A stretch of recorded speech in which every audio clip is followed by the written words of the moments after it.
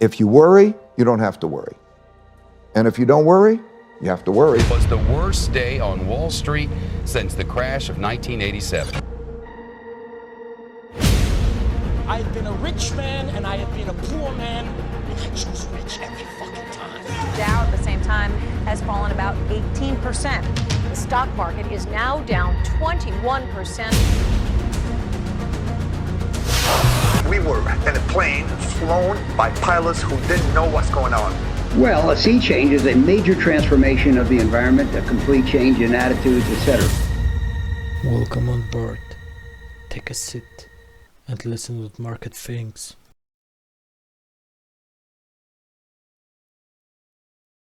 Everyone is talking about inflation. Inflation. Inflation. Let's talk about inflation.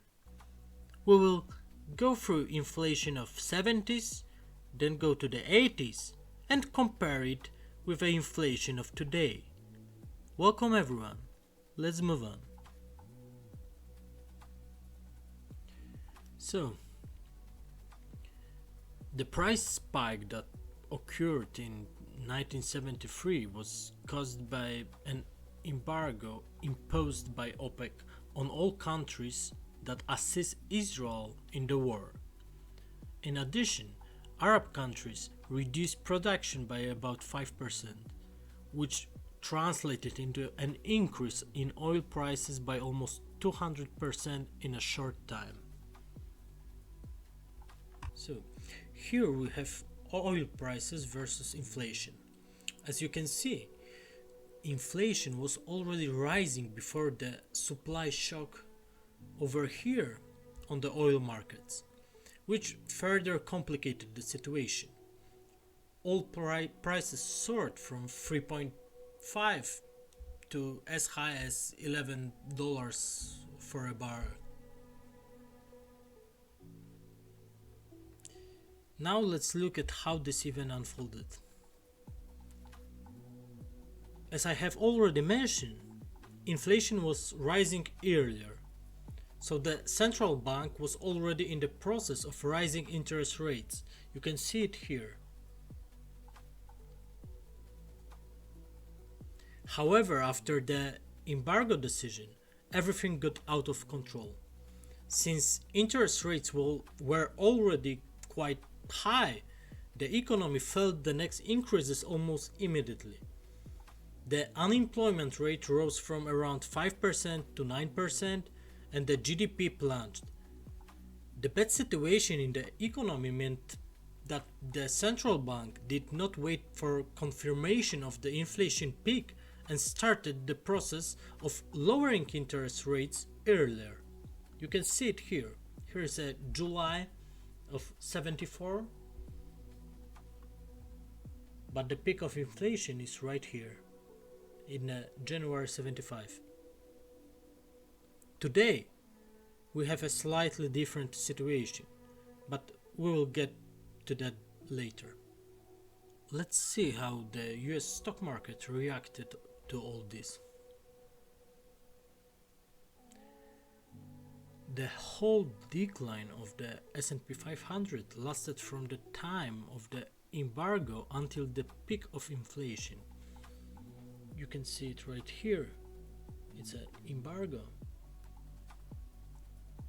And here was a peak of inflation. As soon as the market released that the peak of inflation was near, it did not wait for good data from the economy. It simply turned around.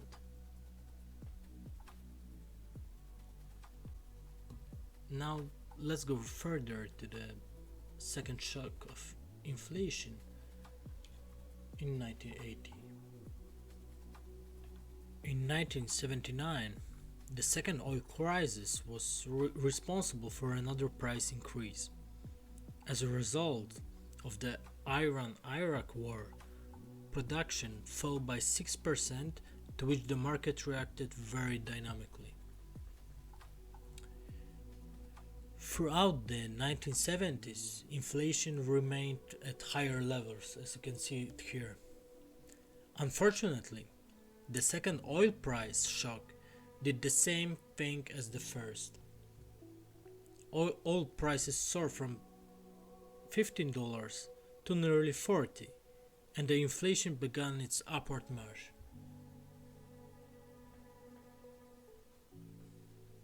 Let's check other indicators.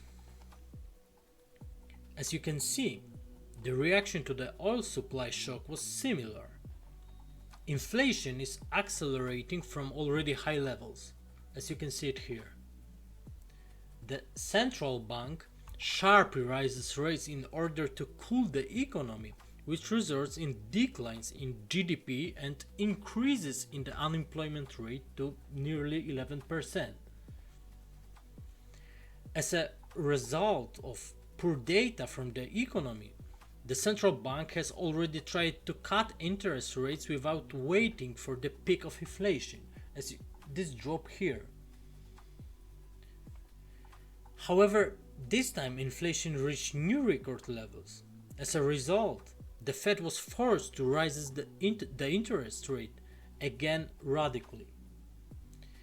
It is only the recession causes inflation to drop after that. Do you remember how the market behaved during inflation in '73? From the beginning of the embargo and accelerating inflation, the market was falling. Here the situation is a bit different. The market basically fluctuates in the narrow range, with a peak on the same level as was in '73. Regardless of the recession and poor economic data, the stock market accelerates after reaching the peak of inflation. Here you've got the peak of inflation.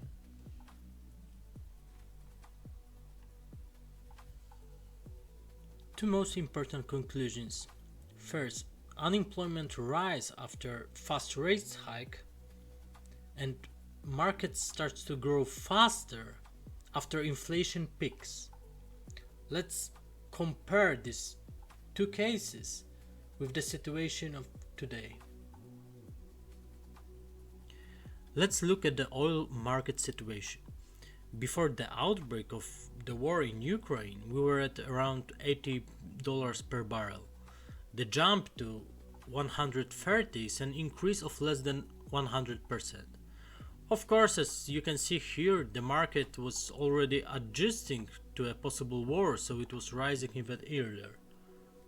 There are two major differences between the 1970s and today.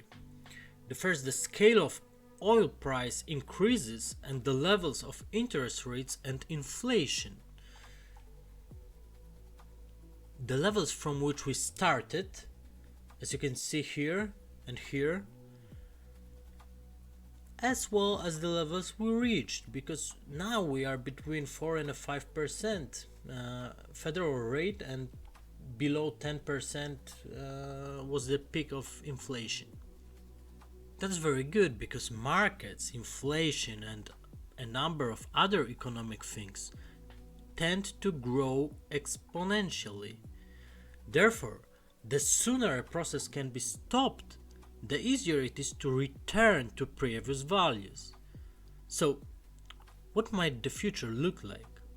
Let's try to bet something. As of today, the situation looks quite good. Inflation had its confirmed peak below 10%, while the rate hike cycle will stop between 4 and 5. Macroeconomics data, as I discussed in my first episode, looks good. The unemployment rate is low, inflation is falling, admittedly GDP is already lower, and possibly will be probably fall further, but just slightly. Also, the unemployment rate will rise over time, but not to very high levels in my opinion. This is most likely the end of the rate hikes. If nothing disturbs the situation, then according to the baseline scenario, we still need about 1.5 years to bring inflation back to around 3%. This was the rate of decline during the examples discussed earlier. the markets can begin their rally to the north, of course with breaks in between. What could prevent this scenario from happening? First, a rapid and large drop in macro data. Unlikely but possible. Second, the expansion of the conflict in Ukraine to new countries or the conflict in Arab countries, for example any of the big oil producers. If Iran was not already under sanction, then certainly the decision to send weapons to Russia would cause such sanctions. Third, a drastic change in OPEC policy, big cuts in production, etc. And last, the QT program. But we will talk about that in the next episode. Thank you for watching. Inflation. Inflation.